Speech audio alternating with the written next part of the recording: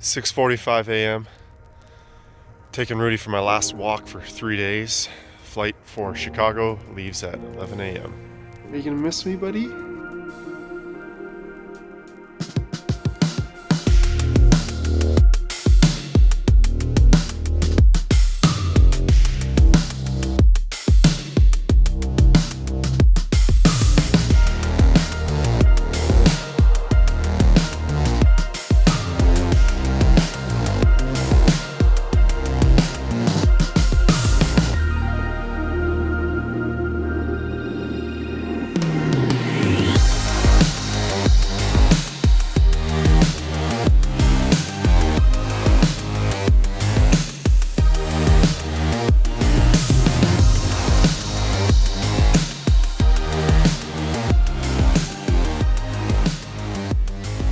Yesterday was all travel, 7.5 hours from Ontario, Canada, all the way down here to San Diego in the beautiful west coast of the United States. I feel like I went back in time. There's a 3-hour time difference, so I feel a little off right now, to be honest, but there's so many things going on down here. This weekend, I'm going to be doing a podcast, the Space Junk Podcast, as well as checking out some telescopes and hopefully an observatory or two. If it's clear tonight, hopefully doing some imaging. I'm basically just here to explore Southern California.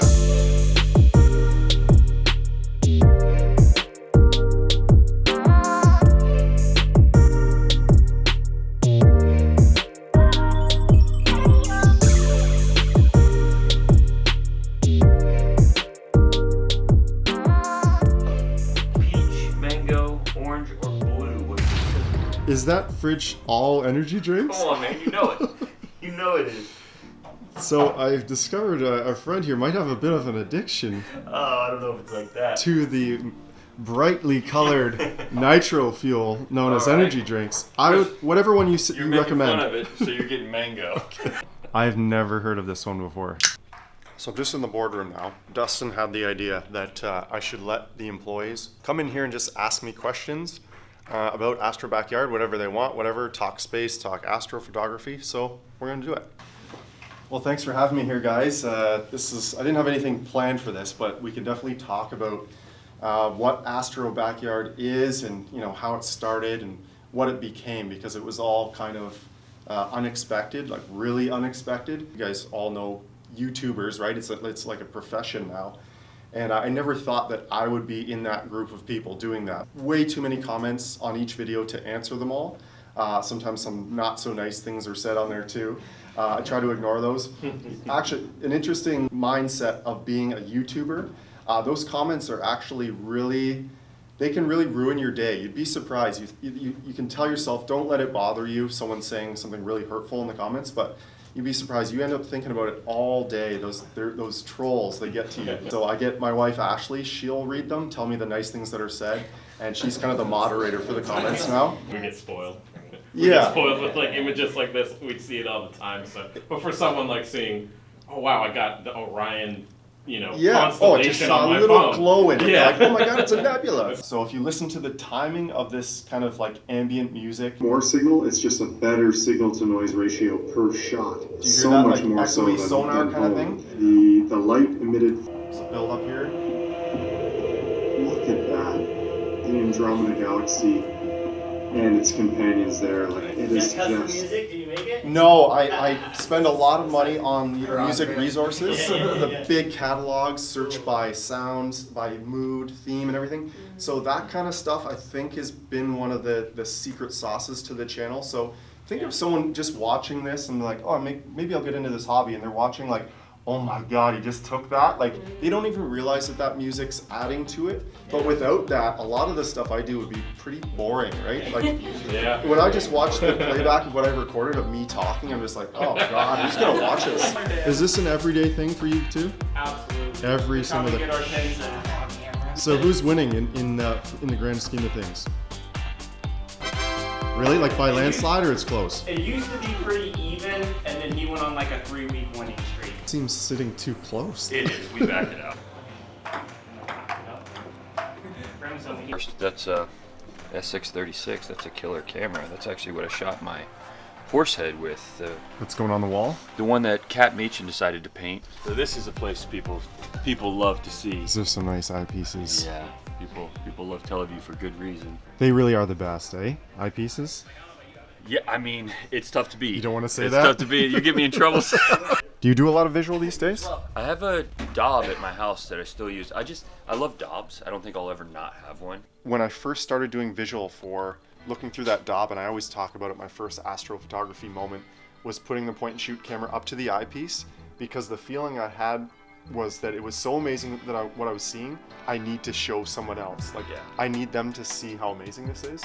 So astrophotography is the perfect hobby if you want to show others like how incredible what we're seeing is. I think that was a big part of it early It's on. a shareable experience, you know, where visually you have to describe it after the fact. If you look close, you can actually see a tiny line around it. The atmosphere? Yeah, exactly. Is that You should give it a try. everybody has to do it that You comes in gotta here? try it. Everybody that's ever visited made their first shot. Every single visitor. That streak ends today.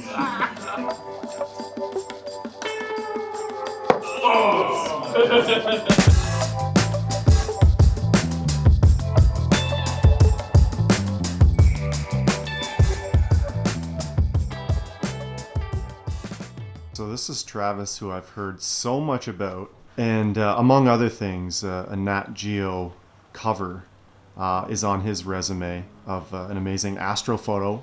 Yeah, at least it was Star Trail, so I think that was the first of its kind. People know who you are on Instagram, eh? You got a couple of followers? Yeah, a couple, yeah. And what is the actual number? Over 800,000. You travel and go on these adventures. You're going, where are you going next? My girlfriend and I are going to New Zealand. We fly out in a couple days. Just a personal project. I've always wanted to go there, so we just booked the tickets. Yeah, this is what being friends with Travis is like.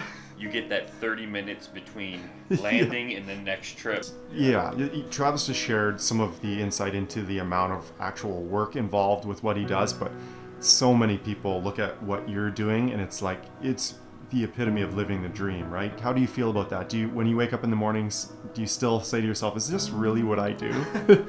It's a mix of a lot of things. To a lot of people, it looks like living the dream, but when you see behind the scenes, and I think Dustin could say the same thing, living out of my grandma's van for 4 years, like it sounds cool, but when you actually break it down, not having a shower or bathroom and trying to find a place to sleep every night where you're going to be safe, like it's a lot more challenging than it can sometimes look on Instagram. But at the same time, you got to be out there like following my dreams, doing what I love, planning my own adventures, and getting to kind of day by day choose what I want to do and be surrounded by so many like-minded individuals that really inspire me is what keeps me motivated and doing what I love. So It's really inspiring, and it's a pleasure to meet you, and I'm going to be following your journey from now on, to say the least. likewise, and yeah, super stoked that you're here, and bummed we can't make it out to the desert because of the weather, but I'm sure we'll do some fun things.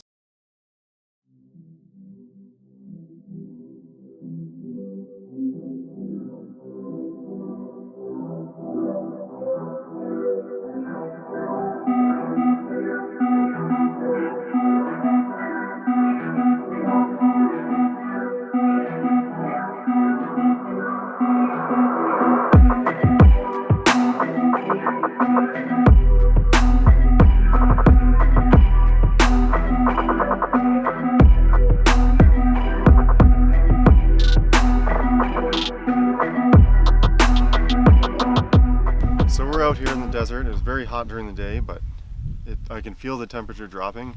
Yes. I feel like one of us is prepared for the cold weather tonight and one of us isn't. And it's the Canadian that's unprepared. It's getting cold out here. It is.